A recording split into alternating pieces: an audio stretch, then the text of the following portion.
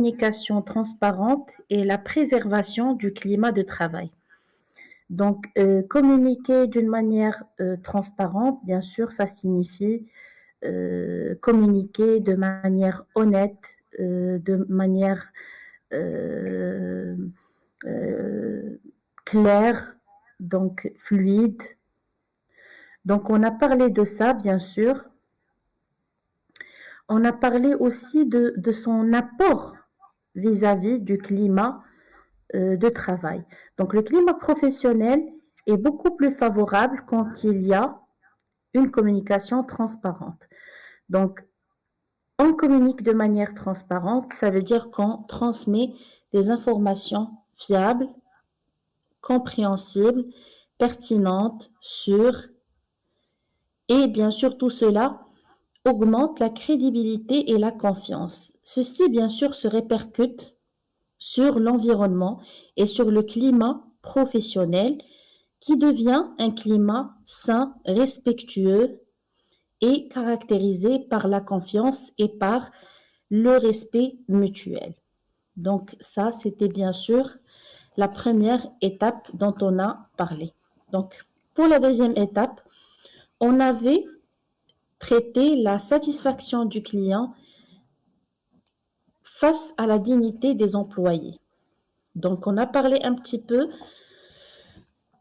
de l'équilibre qu'il doit normalement exister entre la satisfaction du client et la dignité des employés. Ça veut dire que l'on doit satisfaire le client, répondre à ses exigences, euh, travailler bien sûr ou bien assurer, à vrai dire, un équilibre vis-à-vis de la réponse aux besoins du client, mais bien sûr tout en garantissant la dignité des employés, tout en garantissant bien sûr la, la motivation des employés, la préservation de leur morale, de leur motivation, de leur respect. Donc, il ne faut pas, bien sûr, qu'ils soient sujets, bien sûr, d'abus, que ça soit verbal, que ça soit psychologique, que ça soit, bien sûr, n'importe quel type d'abus. Donc, ça veut dire que malgré que le client est très important pour n'importe quelle entreprise, et bien sûr, la réussite de l'entreprise repose bien sûr sur la clientèle et sur le commerce, la vente et l'achat. Donc, il faut toujours rester bien sûr dans une relation équilibrée employé-client. Et Monsieur Mustapha avait abordé hier un élément très important. Il avait parlé du capital humain. Donc, en parlant du capital humain, ça veut dire l'entreprise, elle dispose d'un certain nombre d'employés, un capital humain très important qui, bien sûr, produit pour elle et qui assure la commercialisation, qui assure bien sûr beaucoup d'opérations pour bien sûr lui permettre de réaliser un développement et du bénéfice. Donc ce capital humain, il faut le préserver et il faut bien sûr le prendre en considération et il faut le valoriser et le protéger surtout contre tout abus. Donc on a aussi abordé la première partie concernant la justice et l'équité. Donc la justice et l'équité dans les décisions professionnelles. Donc on a parlé un petit peu de la justice. On a dit que la justice, c'est tout ce qui est, bien sûr, respect des règles, respect de tout ce qui est droit, devoir, et on a parlé de l'équité. L'équité, ça veut dire l'adaptation des décisions, bien sûr, en tenant compte des situations et des besoins de chacun. Ça veut dire que dans le milieu professionnel, on ne va pas traiter toutes les personnes de la même manière à 100%. Bien sûr, il y aura toujours des cas exceptionnels, il y aura toujours des cas où on prendra des décisions différentes, où l'on traitera des personnes de manière différente. Et ça, c'est ce qu'on appelle euh, l'équité, bien sûr, au niveau du traitement et dans les décisions professionnelles. Donc, on a déjà traité la première question. L'équité signifie-t-elle traiter tout le monde de la même manière ou de façon adaptée à chacun? Et on a dit que l'équité, ça signifie de traiter chaque personne de manière adaptée à sa situation, à ses circonstances, à ses conditions de travail, à ses objectifs, à son activité, à ses tâches, etc. Et bien sûr, maintenant, on est sur le deuxième point. Donc, quels mécanismes internes garantissent la justice? Ça veut dire quels sont les mécanismes internes au niveau de l'entreprise qui peuvent nous garantir la justice. Ça veut dire quelles sont les chartes, les procédures et les évaluations que l'on peut bien sûr utiliser pour garantir la justice au sein de l'entreprise. Donc, je vais commencer avec mademoiselle Asma. Donc, je vous donne la parole, mademoiselle Asma, pour commencer, bien sûr, avec cette question. Allez-y. Désolée madame, mais j'ai pas bien compris la question.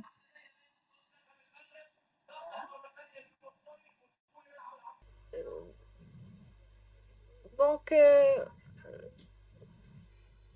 il y a plusieurs, c'est ça ce que je rappelle, mais il y a plusieurs règlements qu'on a dans les sociétés. Je veux juste ajouter pour les documents qu'a donné Asma, on a aussi les procédés au travail, on a aussi les modes opératoires, on a aussi les fiches de poste au début. Vous m'entendez? Oui, bien sûr, on vous entend. On a aussi les fiches de poste. La fiche de poste, c'est dans le recrutement, il y a une fiche de poste qui contient toutes les tâches que tu as. Bien sûr, oui, qui décrit votre poste et bien sûr chaque bien sûr activité que vous êtes censé faire ou bien ce que vous devez faire au sein de l'entreprise. Donc, quelles sont vos missions exactement au sein de l'entreprise? Oui, On a aussi les procédures de travail pour oui, chaque poste, chaque, chaque domaine. Par exemple, la procédure de qualité, procédure de maintenance. On a aussi les modes opératoires pour, par exemple, pour le domaine industrie. Pour chaque machine ou bien chaque équipement, il y a un mode opératoire pour, euh, pour simplifier les choses et faire les choses avec une manière correct. oui. Oui, oui. Donc, pour faire les choses avec une manière correcte, il faut bien sûr se fier à une référence qui est des procédures, des chartes et des références qui sont concrètes et identiques, bien sûr, au sein de l'entreprise. Très bien. Monsieur Mustapha, allez-y. Oui, madame, d'abord, les employés ou donc, avant de commencer le travail, donc, ils ont, c'est-à-dire, signé un contrat de travail. Et dans ce D'accord. contrat, on trouve c'est-à-dire les droits et les limites, ainsi que les rémunérations, les indemnités. Mais concernant, c'est-à-dire les règles ou les règles intérieures, on dit le nidam dakhili. Oui, le règlement intérieur. Oui, le règlement intérieur doit être affiché dans des affiches. Euh, et Donc, on il y doit a un tableau également les d'affichage. appliquer. Oui, Oui, madame? dans chaque entreprise, il y a un tableau d'affichage où on trouve ces documents-là. Ça veut dire Oui. le règlement interne. Ça, c'est obligatoire pour n'importe quelle entreprise, pour n'importe quelle institution. On trouve un tableau d'affichage avec le règlement interne. Oui, mais on trouve, madame, on trouve que les entreprises affichent ce règlement, mais on doit l'appliquer Oui, sur tout le monde, sans exception. très bien, oui. Et concernant le point abordé par mademoiselle Asma, concernant l'avancement, les nominations, donc l'entreprise doit être transparent concernant ses décisions. Oui, très bien, oui. Et pourquoi pas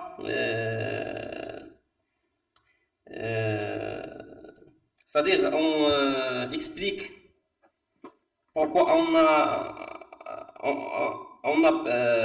c'est-à-dire pris cette décision afin d'éviter les malentendus, surtout pour les nominations. Parfois, on nomme, par exemple,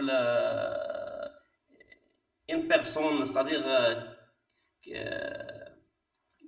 jugée non compétent, Très bien, oui, voilà. mais devant l'entreprise, donc il a d'autres critères. Voilà.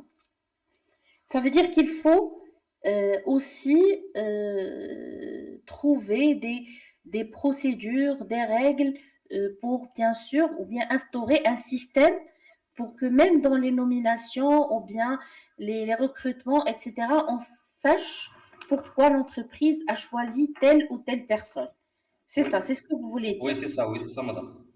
Voilà, donc on doit normaliser les procédures de recrutement et on doit normaliser les postes vacants. Ça veut dire les postes vacants, ils doivent faire l'objet d'une fiche de poste précise parce que M. Mounir, tout à l'heure, il a parlé de fiche de poste. C'est très important cet élément-là parce que c'est la fiche de poste qui détermine quels sont les objectifs que l'on cherche à travers ce recrutement, quelles est bien sûr les compétences qu'on cherche, quel est le diplôme que l'on cherche, quelles sont les tâches qui vont être exécutées au niveau du poste. Donc là, c'est une sorte de normalisation, bien sûr, des recrutements et des besoins au niveau des entreprises. Très très bien, monsieur Oui, Moustapha. madame, concernant les entreprises multinationales, donc avant de nommer une personne, donc c'est-à-dire les entreprises affichent un recrutement interne afin c'est-à-dire d'encourager les personnes ou les travailleurs, les employés de participer à cet entretien. Et Oui, concernant l'État, avant oui, de nommer une personne, donc généralement, il organise un examen, soit oui, écrit, soit oral, soit les deux, pour sélectionner, c'est-à-dire la personne compétente, oui, compétente, oui. et adéquate au poste. Voilà, très Oui, bien. il y a des quoi, c'est ça le mot que je cherche. Et parfois, c'est-à-dire les syndicats où les délégués des salariés doivent être, c'est-à-dire impliqués Oui, euh, pour aussi encadrer les procédures de recrutement et et préserver également également, madame, les droits des salariés.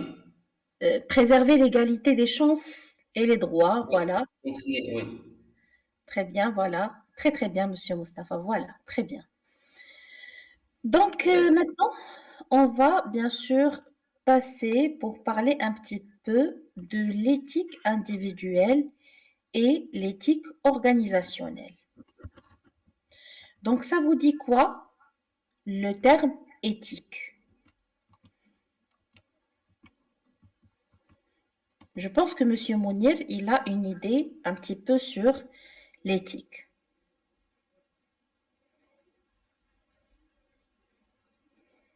Non, madame, j'ai pas le mot, j'ai pas compris le mot. D'accord. Est-ce que dans vos formations, vous n'avez pas eu une formation liée à l'éthique organisationnelle? Non? Non. Ça D'accord. peut être soit les règlements intérieurs ou les règlements en général, soit comment vous protéger de, ou comment on dit, زعما تعرف اللي عليك ce que vous devez faire et quels sont vos droits. Ça, Ouais, les droits et les limites. normalement, ça, c'est tout ce qui est droit, obligation, c'est les contrats, c'est le travail. Donc, c'est un peu ça. Mais quand on parle de l'éthique, c'est autre chose. L'éthique, ce sont les principes et les valeurs morales. Ça veut dire que chaque pays, il a des principes et des valeurs qui le guident dans les comportements. D'accord? Donc, chaque entreprise aussi, elle instaure des principes et des valeurs. D'accord? Et pour la entité, on doit trouver des principes et des valeurs morales de comportement. Et bien sûr, ça distingue une organisation par rapport à une autre. D'accord? Donc, par exemple, donc on a, au niveau de l'éthique de travail, on va trouver par exemple le respect des collègues, des clients, des partenaires. Par exemple, la formation qu'a eu M. Mounir avant d'intégrer bien sûr l'entreprise où il travaille actuellement, c'est le respect de la femme, la préservation des droits de la femme. Il ne faut pas abuser ni verbalement, ni physiquement, ni de n'importe quelle manière de la femme. Il faut la traiter équitablement, etc. Donc, il faut respecter les collègues, il faut saluer tout le monde, il ne faut pas avoir des problèmes avec les collègues au sein de l'entreprise. Donc, ça, c'est l'éthique du travail. Ce sont les conditions ou bien les principes et les valeurs que l'entreprise a prévues où ils vont travailler, bien sûr. Donc ça, c'est l'éthique. Quand on parle maintenant de l'éthique d'un point de vue individuel, ce sont les valeurs et les principes et les comportements qu'il a eus dans sa vie personnelle et professionnelle. Ça veut dire chacun de nous, il a une éthique propre à lui. D'accord? Ça veut dire notre capacité à distinguer le bien du mal. كل واحد فينا كيقدر يفرق ما بين المزيان والغلط, l'honnêteté, la responsabilité, etc. D'accord? Donc, كل واحد فينا عنده واحد لي ستاندار, واحد لي نورم اللي مربي عليهم واللي تعرف بهم الصحيح من الغلط. On a d'abord maintenant l'éthique organisationnelle. L'éthique organisationnelle, c'est les valeurs et les principes et les normes morales. Valeurs et principes et normes morales adoptées par une organisation. Ça veut dire quand tu intègres une organisation, avec l'éthique individuelle dialogue, mais tu intègres une éthique organisationnelle. Ça veut dire que M. Mounir, il a quitté le Maroc avec l'éthique de la culture marocaine et il s'est intégré dans une éthique organisationnelle française qui a des conditions un petit peu différentes à l'éthique organisationnelle marocaine.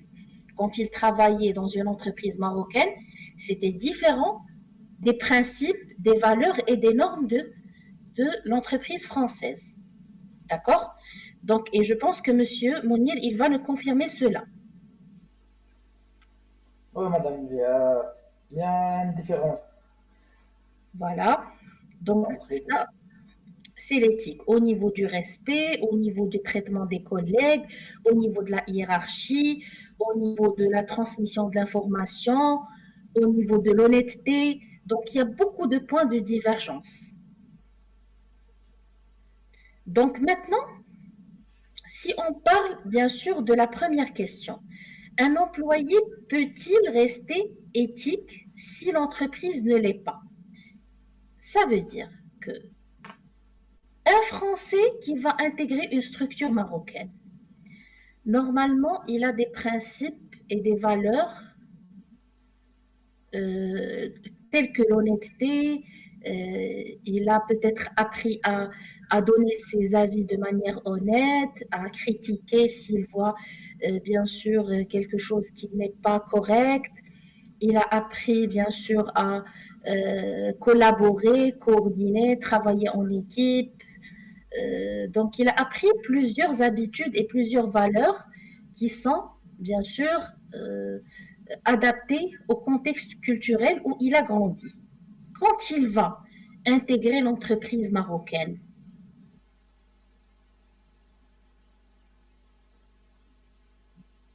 qu'est-ce qui va se passer?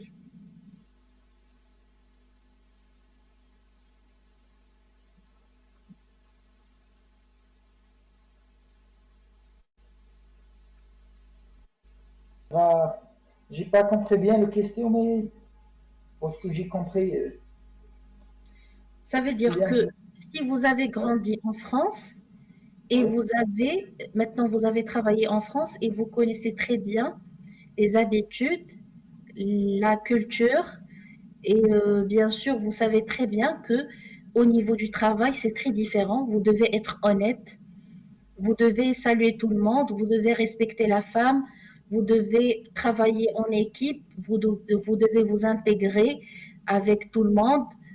Donc, vous savez très bien que, bien sûr, ils ont des valeurs très particulières au niveau du travail. Et c'est différent, bien sûr, par rapport au Maroc.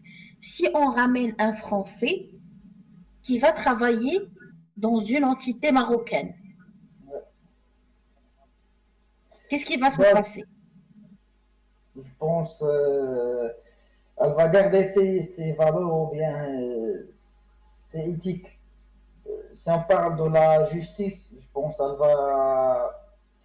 C'est sûr qu'il va trouver une grande difficulté, mais je pense qu'elle va garder ses valeurs parce qu'il grandi avec ça. C'est pas facile Changer, oui. de changer tout ça. Si on parle de respect, parce qu'on a des exemples au Maroc. On a des étrangers qui travaillent au Maroc. Ils gardent ses valeurs, même il travaille au Maroc. Moi, j'ai un responsable de bureau qui m'a ramené ici, une femme française qui travaille au Maroc depuis longtemps.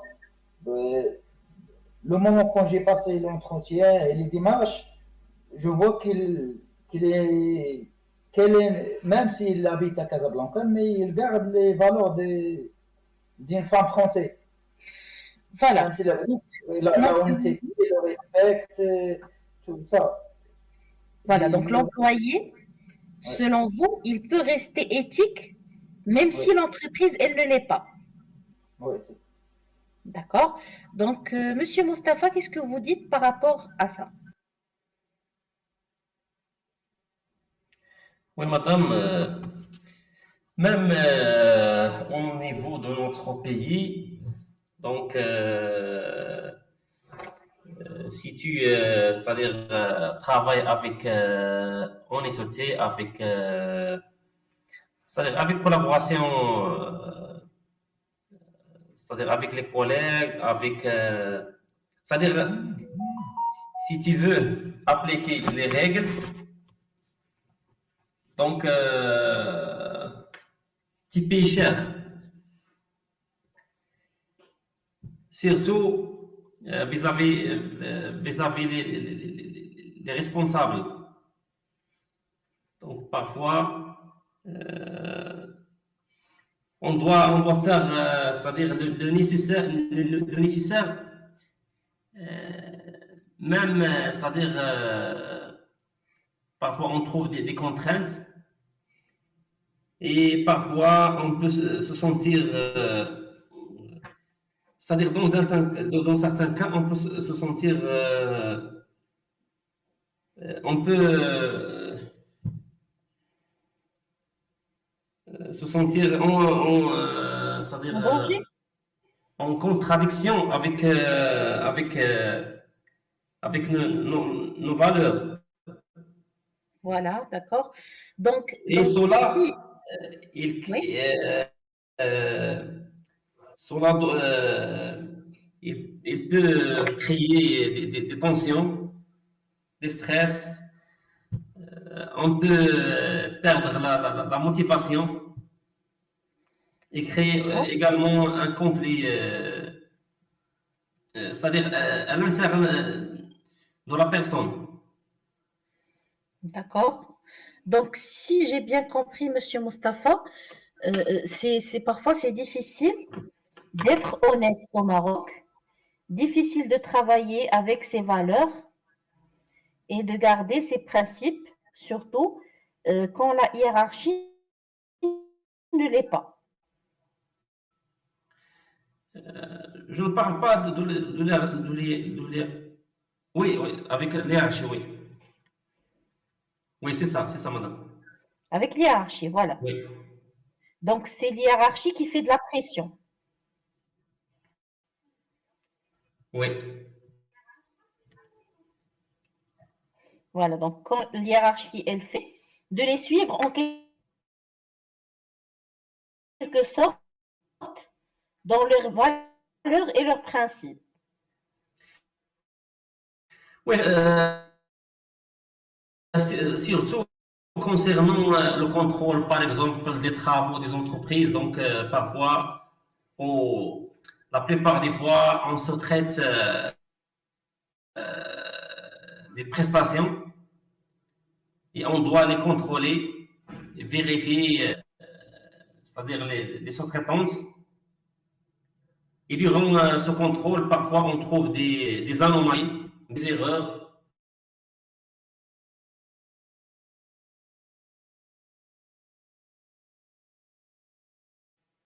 Si c'est bien fait ou si c'est mal fait. Oui, et cela, D'accord. Donc là, vous... il crée des conflits avec les responsables parfois. Oui, d'accord, j'ai bien compris. Donc pour Monsieur Mounir, il a donné l'exemple que l'employé, si un Français travaille au Maroc, il va rester dans l'éthique. Monsieur Mustapha, il a donné un contre-exemple qui dit que parfois l'employé est sous pression et il peut être amené à, bien sûr, ne plus rester dans son propre éthique si, bien sûr, la hiérarchie exerce une influence négative sur lui. C'est Oui, ça. madame, oui, madame, concernant l'exemple d'un Français qui travaille au Maroc, par exemple, il peut, c'est-à-dire,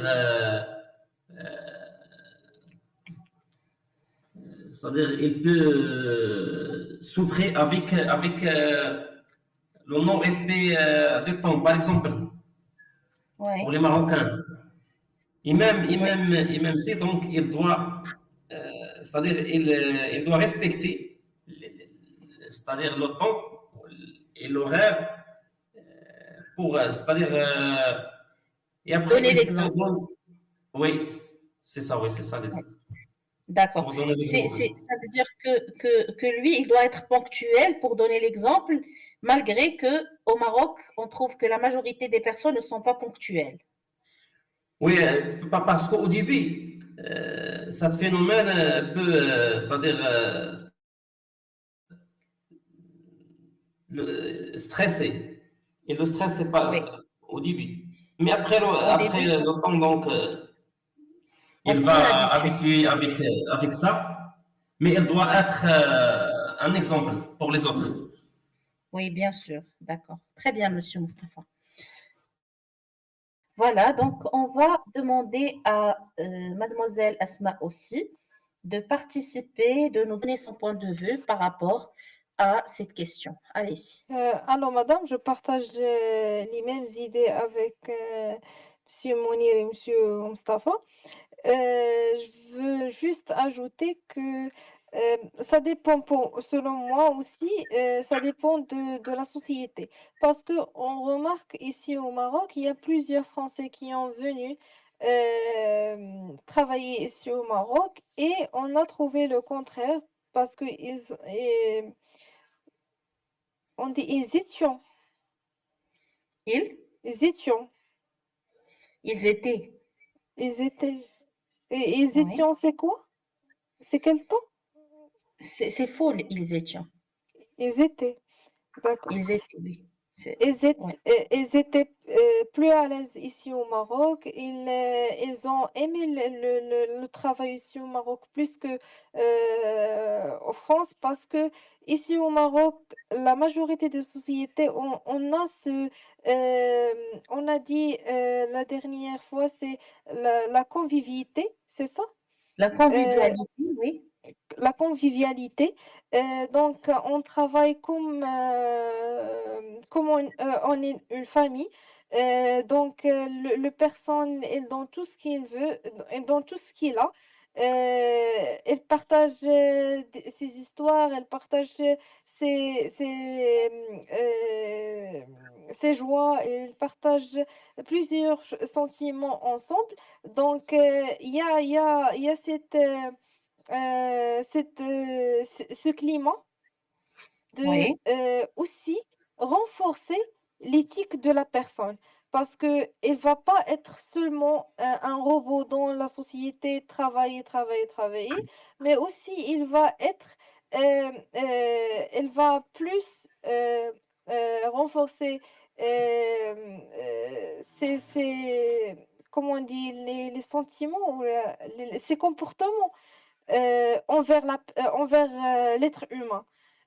Il va pas, par exemple, parler avec une personne ou regarder un collègue comme un collègue, mais aussi c'est comme une personne qui a, s'il il le voit, il est pas bien, il va vers lui, il va lui parler, il va lui demander qu'est-ce qui ne va pas.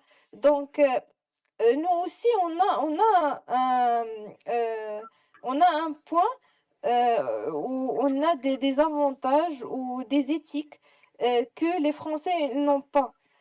Donc, je vois que oui, il y a des fois que les Français ils trouvent des difficultés pour s'intégrer avec nous dans le monde d'emploi ici au Maroc, surtout tout ce qui est par exemple ponctualité, euh, euh, par exemple la séparation de la vie personnelle et professionnelle. Mais la plupart des fois, on trouve qu'on a des choses que les Français, ils le manquent. d'accord, très bien. Donc, je vais bien sûr vous dire, mademoiselle Asma, que vous avez raison sur ce point-là, mais bien sûr, je vais vous expliquer pourquoi. Donc, il y a des Français qui sont un petit peu rigides au niveau de leur personnalité, de leur caractère, de leur style de vie. Et il y a des personnes qui sont plutôt flexibles. Pour les personnes qui sont plutôt flexibles et qui ont un caractère, bien sûr, un petit peu ouvert vis-à-vis des gens, etc. Donc, ce sont des personnes qui arrivent à s'intégrer, bien sûr, au sein des entreprises marocaines et ils aiment ce climat, bien sûr, social et amical et familial, etc. Mais il y a ces personnes-là qui sont un petit peu rigides, qui continuent à vouloir travailler dans le même système, ça veut dire avec la ponctualité, le professionnalisme excessif, etc. Ce sont les personnes qui trouvent des difficultés à s'intégrer, bien sûr, dans un contexte culturel autre que leur culture de base. D'accord? Oui, Donc, c'est pour cela que on peut trouver, bien sûr, les deux types ou bien les deux sortes de, d'employés ou bien de responsables ou bien de personnes qui intègrent les entreprises dans différentes cultures. Que ce soit bien sûr pour une culture marocaine ou bien pour d'autres cultures nouvelles. Donc l'intégration dans la culture, ça a une relation forte avec la personnalité de l'individu. Ça veut dire que dès lors que la personne elle est un petit peu ouverte, elle est un petit peu flexible, donc elle peut facilement se retrouver et s'intégrer, mais si elle est un petit peu rigide, c'est difficile de s'intégrer et de se retrouver dans une nouvelle culture. Très bien, donc voilà, donc qui doit donner l'exemple, l'employé ou l'organisation? Ça veut dire, si on parle de l'éthique, l'éthique, c'est les valeurs, les principes et les comportements. Ça veut dire, c'est tout ce qui est normalement favorable, tout ce qui est positif. Donc, qui doit normalement donner l'exemple? Est-ce que, à votre avis, c'est l'employé ou bien c'est l'organisation et pourquoi? C'est-à-dire qui doit être toujours juste ou qui doit Oui, respecter correct. l'éthique. Voilà.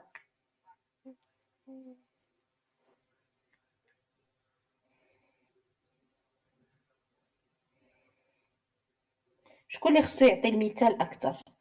Est-ce que c'est l'entreprise ou bien les employés?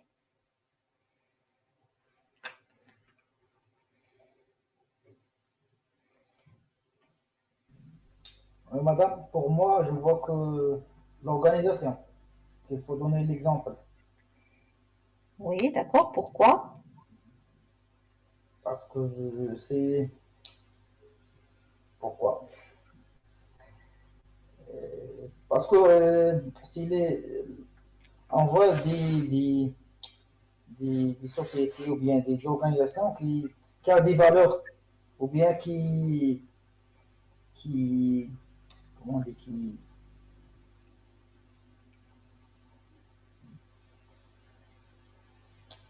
j'ai pas le mot, Dites en arabe si vous bloquez en français.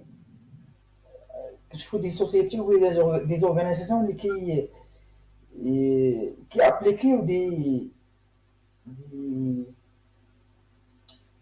un Des système, procédures. il y a des valeurs. Oui. Donc, quand il s'agit d'une entreprise اللي فيها أكثر من جنسية وحدة، شنو كيوقع؟ ما تيبقاش عندنا لا كولتور ديال لا فرانس ou bien la culture du Maroc ou bien la culture des États-Unis ou bien la culture du Canada. Donc, on a quelque chose qui est nouveau. On a ce qu'on appelle la culture d'entreprise. On crée une culture unique à l'entreprise qui rassemble toutes ces, bien sûr, toutes ces personnes-là venues de tous les coins du monde. D'accord? Donc, normalement, on doit donner l'exemple, c'est l'entreprise, parce que c'est l'entreprise qui va fixer les valeurs et c'est l'entreprise qui va, Des règles, définissent des règles aussi. voilà, qui va définir des règles et qui va instaurer une éthique organisationnelle qui, normalement, chacun qui va entrer au niveau de cette entreprise, qui va intégrer cette entreprise, il va être obligé de suivre, bien sûr, de suivre cette éthique organisationnelle et de suivre cette culture interne. D'accord? Ouais. Est-ce que c'est clair pour tout le monde? Oui. Monsieur Mustapha, c'est bon?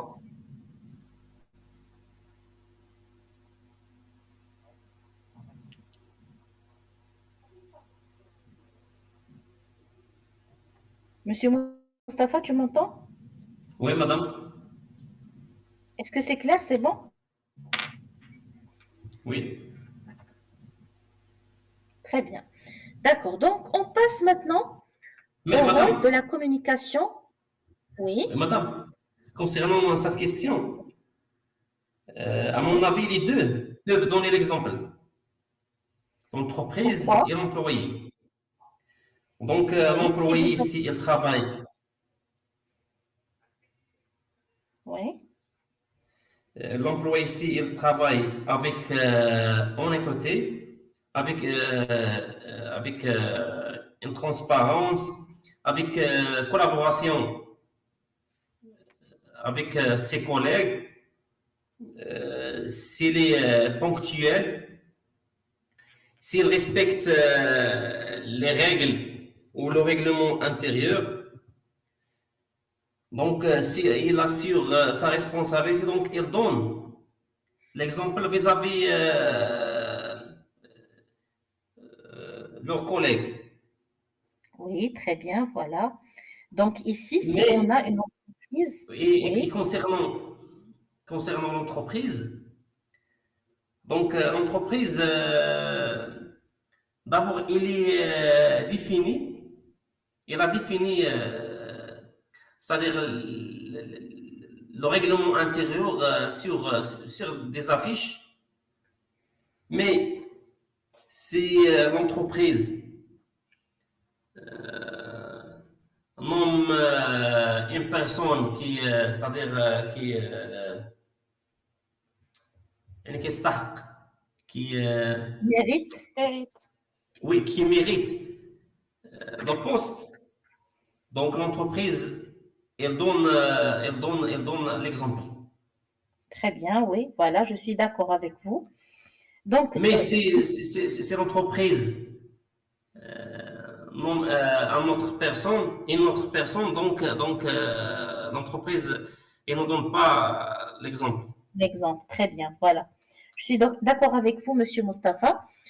On a parlé tout à l'heure d'une entreprise multiculturelle. Ça veut dire quand il y a une entreprise qui est composée par plusieurs cultures, c'est l'entreprise qui normalement doit donner l'exemple. Mais si c'est une entreprise qui ne contient pas plusieurs cultures, là, bien sûr, on peut trouver l'exemple, bien sûr, en se référant à des employés, bien sûr, qui méritent leur poste et qui méritent, bien sûr, la valeur qui leur a été accordée. Très bien, c'est correct. Voilà, donc c'est ce qu'on appelle les, les, les employés caractérisés par l'exemplarité. Ça veut dire un employé exemplaire, miteli. D'accord? Oui. Très bien, voilà. Donc, on va voir maintenant le rôle de la communication non verbale dans la justice au travail. Donc, la communication non verbale, on l'a traitée plusieurs fois et on en a parlé, bien sûr, à plusieurs reprises. Donc, la communication non verbale. La communication non verbale, c'est les regards, les gestes, les mimiques. Donc, c'est tout ce qui accompagne le message verbal. أي حاجة كتمشي مع le message verbal. Donc, c'est le non-verbal. Donc, le non-verbal, il est très important puisqu'il reflète la réalité généralement, puisqu'il permet de partager ce que parfois on n'arrive pas à exprimer, d'accord? Et puisqu'il est plus crédible que le message verbal. Donc, le rôle de la communication non verbale dans la justice au travail, c'est un rôle qui est vraiment primordial. Pourquoi? Parce que quand on parle de la justice, c'est quelque chose qui a besoin d'honnêteté, qui a besoin de clarté, qui a besoin de sincérité, qui a besoin de plusieurs choses qui accompagnent le non-verbal. Donc, on va commencer avec la première question. Un temps, un regard ou un silence peuvent-ils être injustes? Ça veut dire, est-ce qu'on peut être injuste, vis-à-vis d'une personne, تجاه une personne, عن طريق un temps زعما طريقة الهضرة, un regard, واحد النظرة, ou bien un silence. Est-ce que ça peut exprimer l'injustice?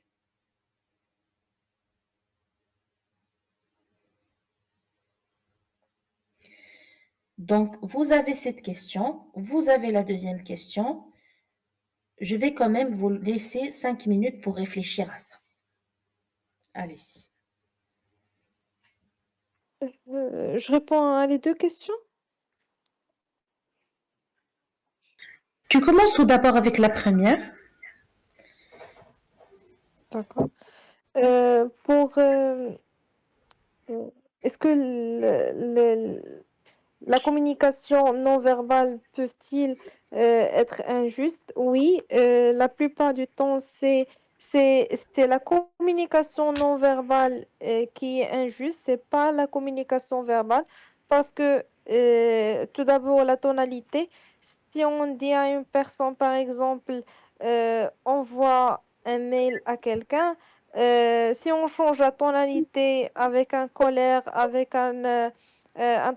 tonalité d'ordre, donc comme ça, elle va être injuste. C'est qu'on veut vous obliger la personne à faire quelque chose, par exemple, d'une manière, comment on dit, forcer la personne pour faire la chose. Euh, Ça d'une côté, d'autre côté, euh, les regards, la plupart du temps, ils traduisent une mépris, peut-être, euh, ou une euh, insatisfaction par exemple, de travail, ou des fois on trouve que, euh, par exemple, la personne, elle a fait un bon travail, mais le manager, le responsable, avec ses regards, ses comportements, il valorise pas le travail ou les efforts, on dit les efforts commis par la personne. C'est correct. Fournis. Les efforts fournis par la personne. On a aussi le silence. Le silence, c'est par exemple dans un groupe, dans une conversation. Si on ignore la personne, on fait comme il n'existe pas. Quand il parle, on ne l'entend pas. Euh, donc, comme ça, le silence ou se comporter comme la personne, il n'existe pas. Ça, c'est un comportement injuste. Et aussi, des fois, le silence de ne pas dire aucun mot, ça donne l'air que vous ne supportez pas la personne ou vous ne...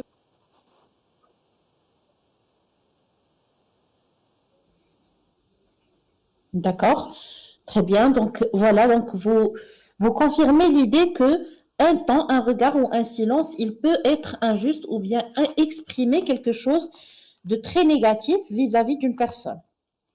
Oui. D'accord, très bien. Monsieur Mustapha?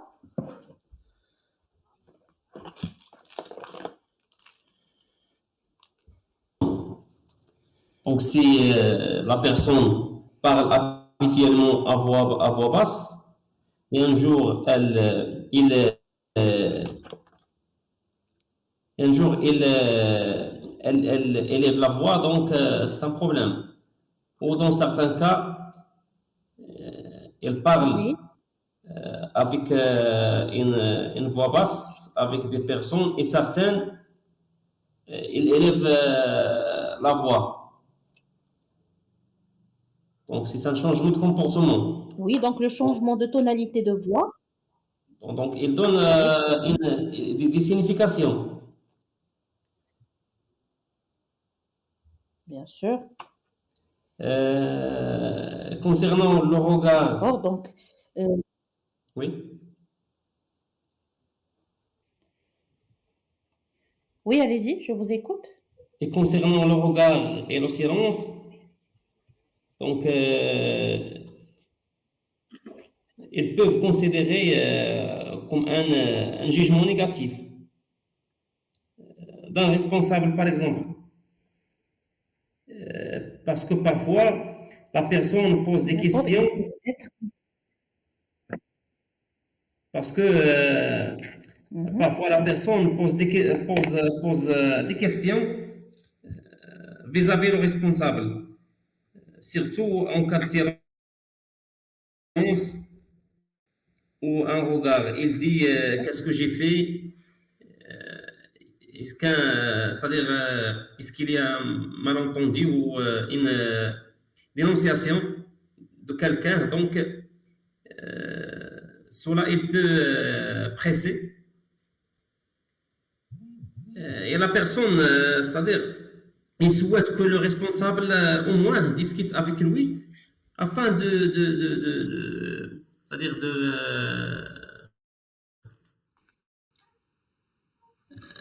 De comprendre, oui, oui, c'est ça, oui, de comprendre et d'éclaircir les choses. oui. Et convaincre, c'est-à-dire, ou D'accord, donner très bien. oui. Voilà, donc le temps, voilà, donc le temps, le regard ou les silences, ils peuvent bien sûr ou bien être injustes ou bien donner le sentiment d'injustice et que quelque chose ne va pas bien pour une personne.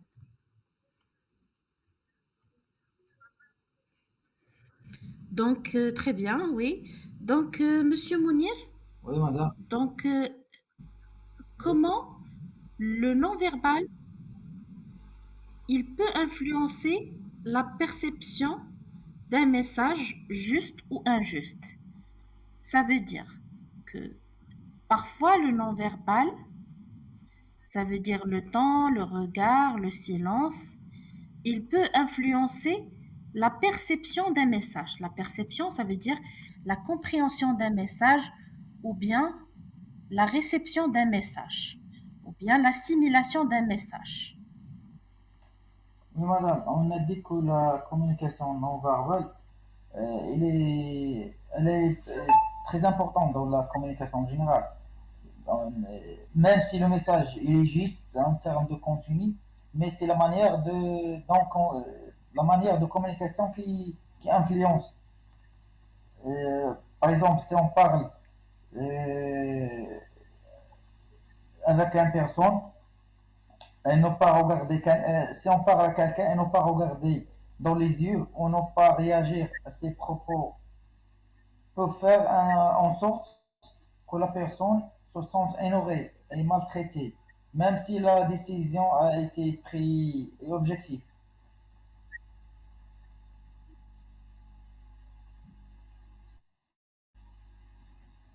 Très bien, d'accord. Ça, madame. Ça veut dire que si la personne, ça veut dire que on va imaginer une scène où, par exemple, moi, je suis en train de communiquer avec un responsable ressources humaines dans le cadre d'un entretien d'embauche. Et le responsable n'a même pas levé les yeux pour me regarder. Donc, comment chacun de vous peut expliquer cette scène? Comment vous allez expliquer, Monsieur Mounir? Quelle est votre perception de ce geste? Pour moi, je vois que le responsable RH ou bien le responsable, il n'est pas, il n'est pas, comment dire,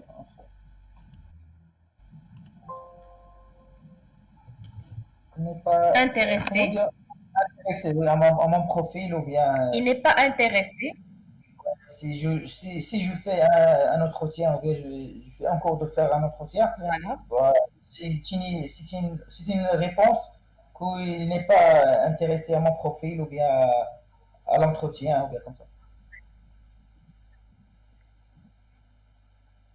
Très bien. Donc, ou bien, Monsieur Mustapha, comment vous allez prendre les choses?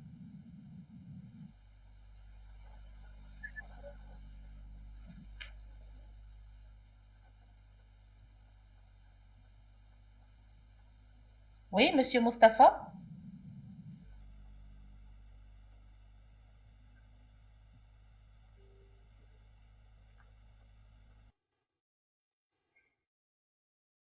Est-ce que les choses correctes ou non? D'accord. Donc, J'ai vous pas répétez la compris, s'il te question, ça plaît. veut dire que vous posez l'autre personne dans la même situation. Je répète la question avant de prendre une décision. D'accord. Donc, vous répétez la question vis-à-vis de l'autre personne. La même personne, donc je répète la question la deuxième fois afin de savoir qu'il a fait, c'est-à-dire la mission correctement ou non. et sinon, donc, la meilleure, c'est-à-dire, sanction, c'est de changer la personne. Donc, je change une autre personne, c'est-à-dire d'effectuer la même tâche. Voilà, donc, mademoiselle Asma, je vais vous expliquer. Ça veut dire que Monsieur Mustapha, quand il a une certaine situation où il y a un problème, il pose la question à la personne encore une fois. Ça veut dire, est-ce que vous avez fait le travail correctement? Ou bien, est-ce que vous avez réalisé la mission? Il pose la question la première fois et la deuxième fois. Si la mission elle n'a pas été accomplie, il change carrément la personne et la remplace par une autre personne. C'est comme ça qu'il sanctionne les personnes qui n'exécutent pas leurs tâches. Oh, D'accord? Donc d'accord. lui, il n'utilise pas la pression à travers le non-verbal. Je pense que c'est la meilleure méthode pour Donc si sanctionner une il personne. Parce que la personne, il dit oui, peut-être que je ne suis pas compétent. Et la voilà, prochaine fois, ouais. donc, oui, Vous laissez bien sûr un doute, voilà. Vous instaurez le doute chez cette Le oui. personne. doute Et la est prochaine aussi... fois, il fait beaucoup d'efforts afin c'est-à-dire de faire la mission avec De réaliser la bon mission. corps. Oui. Très bien, voilà, très très bien. Monsieur Monnier, pour vous, est-ce que vous avez déjà appliqué une technique du non-verbal pour bien sûr sanctionner une personne?